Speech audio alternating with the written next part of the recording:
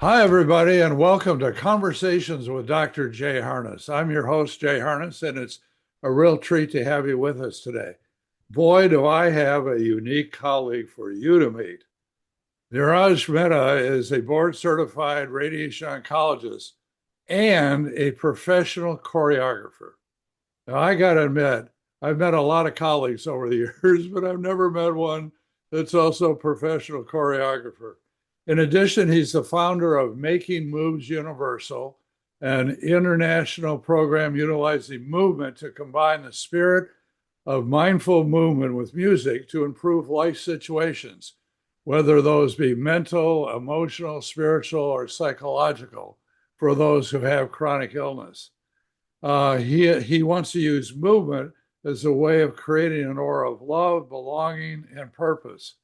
And on top of everything else, not only does he speak beautiful English, but he speaks Brazilian Portuguese, Hindi, part of his uh, heritage, and Spanish.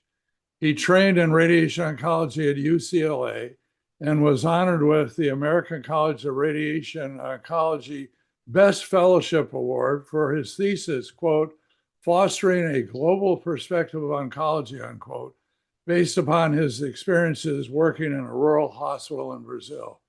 And he likes to be called Raj. So what can I say but welcome, Raj. It's a treat to have you here. Thank you so much. And by the way, that was a phenomenal summary. Well, I managed to go online and see what I could do and to create a nice little bio sketch for you. So, Raj, tell us a little bit about your family of origin, because your family of origin really has an impact, it seems to me, Absolutely. on your focus on movement and dance and whatever. So, the floor is all yours. Tell us all about your family. I mean, that's an absolutely phenomenal point. And you're absolutely correct. My family is originally from Mumbai in India, and my dad is an engineer. But he always had this passion for music. He played the harmonium. And so very early on, you hear those sounds in your head. So, and everything was played by ear. My mom too. And they always had that. But of course, migrating to this country, right? The engineering was the ticket. But I grew up and I was automatically involved in the world of Bollywood film and movies.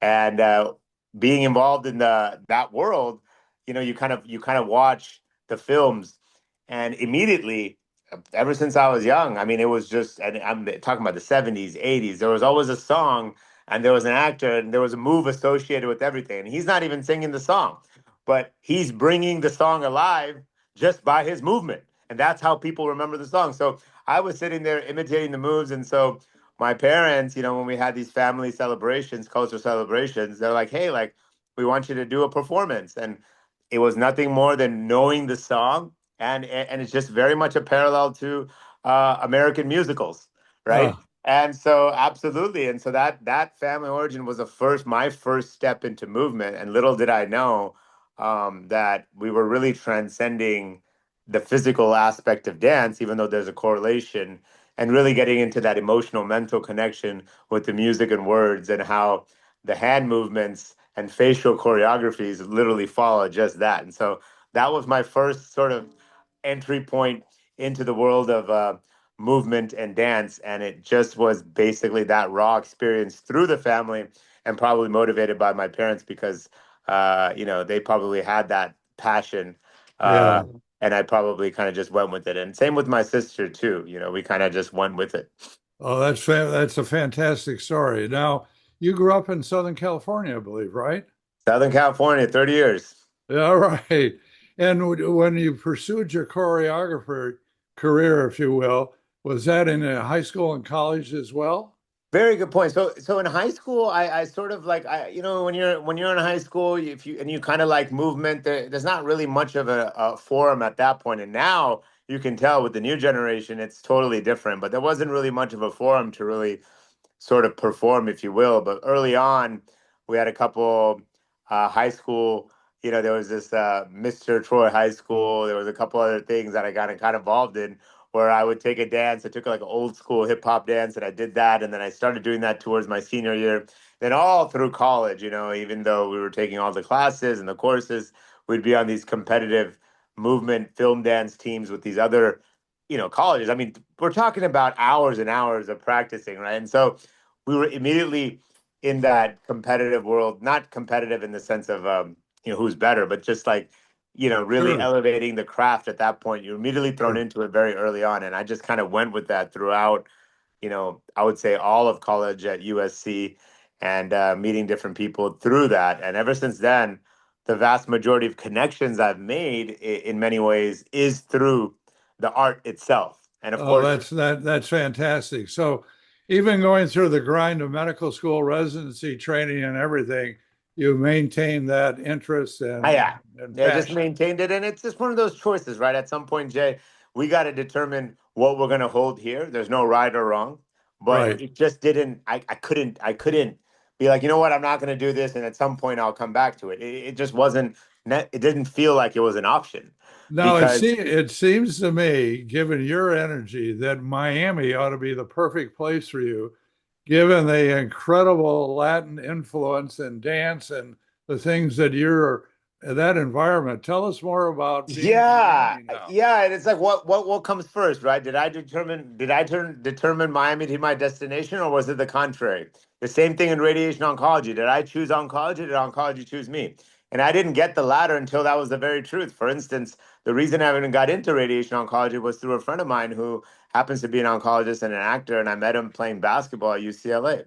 On the same token, with Miami, I had an experience in Brazil, and I immediately took on to this culture of movement, especially, you know, you want to find a lot more masculine figures in movement, right? And Sure. I wouldn't say that there's a lack of it here, but in general, you know, we don't really know how. There's a lot of understanding how to express ourselves as males is not as like necessarily the United States. We're kind of like it's kind of like this, but in Brazil, it was very open, and there was like this. So when I was there, I felt like that vibe, or that part of the Latin experience, including all the other countries, Colombia, Peru, that energy was almost instilled, right? And so at that point, when I had to make the decision of where I was going to go, I was like, well, I could maybe accept something, again, part of my French, cookie cutter in LA, or go to a new place where I clearly knew there was going to be a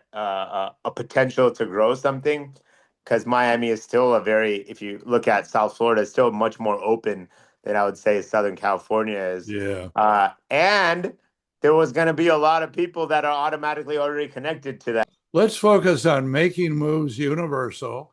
Tell people what it is and how it works, and a little bit about your website so they can learn more about what your passion is all about here. Okay. Yeah, absolutely. Well, currently the website active that I'm using right now is Niraj Mehta MD.com, and I'm currently kind of revamping it. But I would say about 10 years ago, when I moved to Miami, and the minute I got a chance to kind of start my own center, under with the help of another company, I felt something was there, but I was like, there's something kind of missing in this experience. The first year you go, you get your feet wet, you're kind of learning how to do your thing.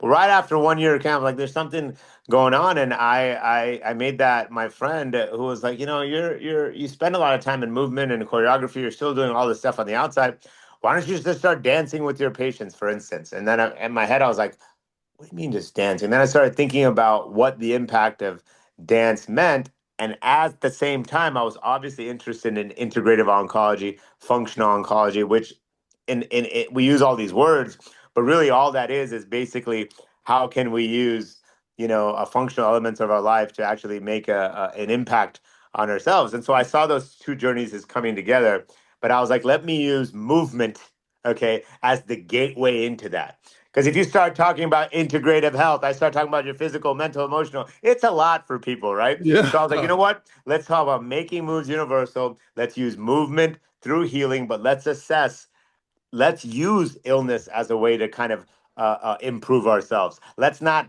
hide and be like, oh no, this is what's going on in the background, and that's there's not very few things that make people that open people up. At some point, even as I'm having this conversation, there's certain things you keep down. But when you're in a state of movement, and when you feel and hear the song, and when you're not worried about if you're doing something right, but functionally you're learning it, all of a sudden there's a completely different vibe. Yep. There's no Yep. words, no. So that's what I noticed, and so I was like, let's use this. So Making Moves Universal was a program developed such that we can use movement to heal ourselves, right? And that requires ultimately an understanding of a lot of things. But the physical act of movement is something that everyone can do for a given period of time, and watch how that changes your state, rather than trying to change everything on the inside first to then do something, right? There you So the go. idea is make the move first and watch it happen. And don't just say, oh, the American saying, I'll try anything one time.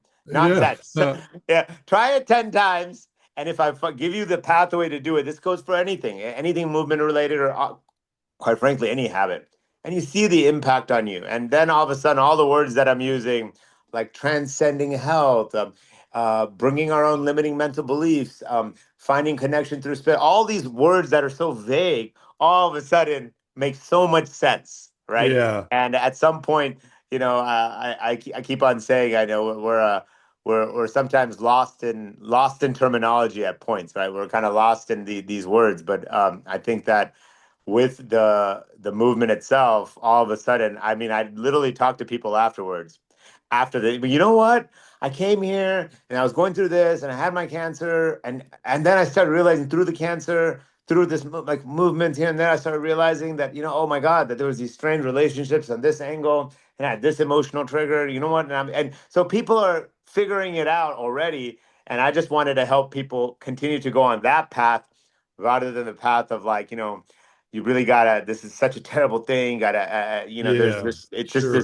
this darkness that will always exist, but can we use some of that to kind of like get into this Yep. idea of transcending without using that word? Because when people say transcending this and that, it kind of loses people, right? Of So I course. wanted to give them something very literal, Yep. something compelling to go to, and something that they can determine. For instance, hey, we want to hear this, or we want to hear that, or we want to do this, and that was the idea, right? And so that's what we Yep. did. And Okay. that was the thing. It was like fully mom and pop. Had a couple volunteers that came to help it out, and really showed tremendous courage on behalf of patients to invite their family, invite their kids sometimes. And that's where, like you said, that Latin vibe helped, right? Because they kind of bring their family in, not only to mull over what are we going to do about A, B, or C, what's going to happen in the future, but what are we capable of doing right Yeah. now? Right. Well, good for you. So this is particularly true when it comes for cancer patients who are haunted by their worries and other things. You've shared with me already some great videos of you dancing with your patients, which we're going to overlay on this interview to share with people. And we're also going to share at cancerfitness.org a link to your website. But as we kind of wrap this up, I love your message. I think your message is absolutely spot on. Any sort of final bullet points we should share with our cancer patients, Raj? We may not dance, but we all make a move. Uh, We all know how to make moves. So, while I'm going through this movement conversation, I always at one point will have like, well, I don't know how to. That's not what it is. And when I talk to people, I tell people I have much more in common with that guy who just loves that 70s disco song, and it just makes them do something on the inside, than the you know professional dancer on sure. stage do that. So that is enough to take us to the next level, and I think that that is my final message, in that sense that using movement through healing, being out there with other people, even by yourself, but really using those kind of tools is a way to kind of change your state, rather than trying to convince yourself that you feel well enough to do X, Y, or Z. And that's the message. All right. Well, Make a move. this has been a fantastic treat. I want to encourage everybody to come visit with us at cancerfitness.org. We'll have a link there for Making Moves Universal. And as we say at Cancer Fitness, movement is vital.